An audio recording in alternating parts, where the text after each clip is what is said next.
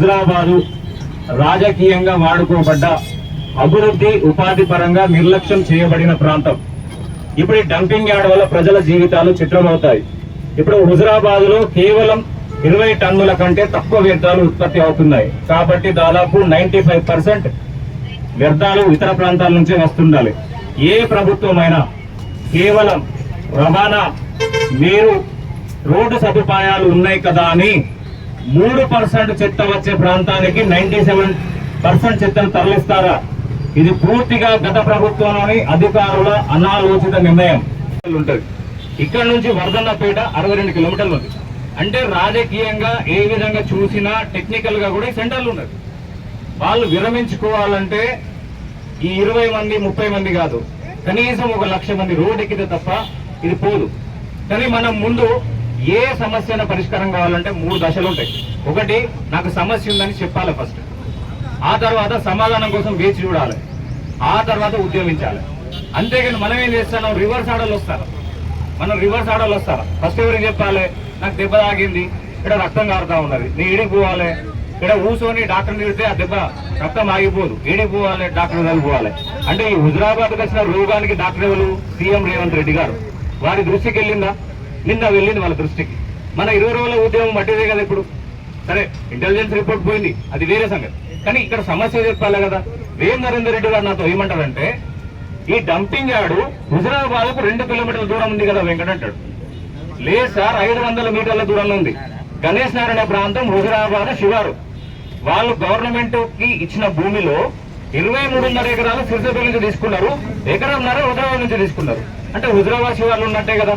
ఒకటి, గాలి తీవ్రతను బట్టి, గాలి సాంద్రతను బట్టి ఇప్పుడు అందరూ ఏమనుకుంటారు అంటే ఇది సిరిసిల్ల సమస్య, సింగపూర్ సమస్య, తుమ్మనపల్లి సమస్య, మాకేమైతుంది లే అనుకుంటారు. అందరికంటే ఎక్కువ నష్టపోయేది ఈ షాపులే.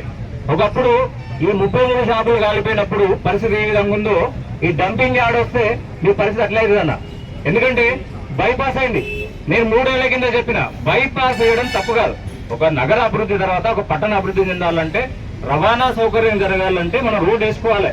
ఎందుకంటే కరీంనగర్ టు వరంగల్ మధ్యలో ఉన్నాం, పెద్ద పెద్ద షాపులు వస్తాయి, హోటళ్ళు వస్తాయి, కంపెనీలు వస్తాయని ఆశపడతాం. కానీ ఆ రోడ్ వేసిన తర్వాత వీళ్ళు ఏం చేసారు, చెత్త పట్టుకొచ్చేసారు. 2022లో బైపాస్ శాంక్షన్ అయింది ఏప్రిల్లో. 2023 జూన్లో ఈ ప్రతిపాదన వచ్చింది. 2023 జూన్లో వచ్చింది. వచ్చిన తర్వాత కలెక్టర్ గారికి ఆర్డర్స్ వచ్చిన తర్వాత ఎలక్షన్ కోడ్ వచ్చింది. ఎలక్షన్ కోడ్ రాకపోతే 2023 డిసెంబర్లోనే ప్లాంట్ అయిపోయింది. ఎలక్షన్ కోడ్ రావడం వల్ల కాంగ్రెస్ ప్రభుత్వం అధికారంలోకి వచ్చింది. ఇప్పుడు తెచ్చింది ఒకరు, ఇచ్చింది ఒకరు, మళ్ళీ కొట్లాడేది వీళ్ళైతారు. అటువంటి చేయకుండా అందరికీ వేదిక వలన పిలిపిస్తున్నా. ఇక్కడ కూర్చోవాల్సింది నాయకులు, ప్రజలు కాదు. మా ఈశ్వర్ రెడ్డి పెద్దవారు కాదు, రత్నం లాంటి పెద్దవారు కాదు, సమ్మయ్య లాంటి పెద్దవారు కాదు. కూర్చోవాల్సింది ఎవరు? ఈ ఓట్ల మీద కోట్లు సంపాదించుకుని వీడే కూర్చోవాలి.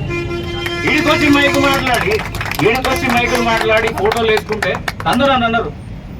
ఇప్పుడు దీని తీవ్రత ఒకటి చెప్తాను నేను, ప్రజలందరికీ వివరించాలని చెప్పి ఒకరోజు వీడికి వచ్చిన. అప్పటికి పాపం ఆడోళ్ళంతా లేట్ అయింది, వెళ్ళిపోయాను. ఇక్కడ నేను మాట్లాడలేకపోయినా. డైరెక్ట్ ఇక్కడ నుంచి డంపింగ్ యార్డ్ దగ్గర పోయినా. ఆ డంపింగ్ యార్డ్ చూసిన తర్వాత ప్రస్తుతం ఉన్న చెత్త దగ్గరికి పోయినా. ప్రజలకు అన్నీ చెప్పాలని నేను ఆ పొగలో ఉండి మాట్లాడినా. మాస్క్ పెట్టుకోలే, ఎటువంటి జాగ్రత్త తీసుకోలే. ఆ పొగంతో నేను పీల్చుకున్న తర్వాత హైదరాబాద్ పోయినాక నేను 5 రోజులు చిక్కాను. తినబుద్ధి కాలే, ఊపిరాడది, నీళ్లు తాగబుద్ధి కాదు, తుమ్మిజనల్లా పడుతుంది, ఊచితల్లా పడుతుంది. అంటే అరగంట 20 నిమిషాలు నా పరిస్థితి అట్లుంటే రోజుల తరబడి ఆనే బతికేటో పరిస్థితి ఏంటి? అదే ఆలోచించాలి.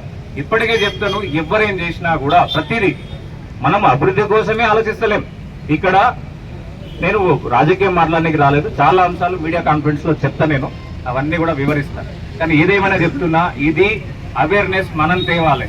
అంటే హుజరాబాద్ పట్టణంలో ఉన్న ప్రతి మహిళ, ప్రతి పురుషుడు, ప్రతి విద్యార్థి, ప్రతి నిరుద్యోగి, ప్రతి ఒక్కరు చర్చ పెట్టుకోవాలి.